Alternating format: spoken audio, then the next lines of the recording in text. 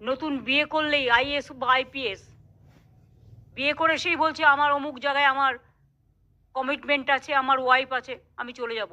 ISA join করছে, 6 মাসের মধ্যে পালিয়ে যাচ্ছে।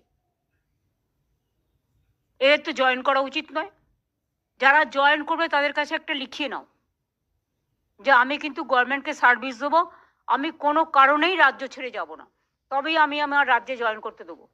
আর তা নাহলে যারা এক পা ওখানে এক পা ওখানে ফেলে কাজ করতে আসছে এবং 6 মাস বাদে চলে যাচ্ছে, আমার অফিসারের কোটাটা চলে চলে যাচ্ছে, ফলে সেই অফিসারটা আমি পাচ্ছি না, ফলে আমার জেলাগুলো যে ভাগ করব, কাকে দায়িত্ব দেবো?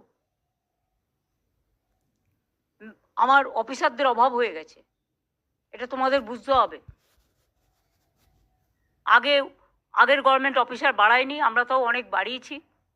এমনকি WBCS WBPSরাও এখন অনেক সুযোগ পাচ্ছে কাজে, তাদের অনেক প্রমোশনের লেভেল বাড়ানো হয়েছে।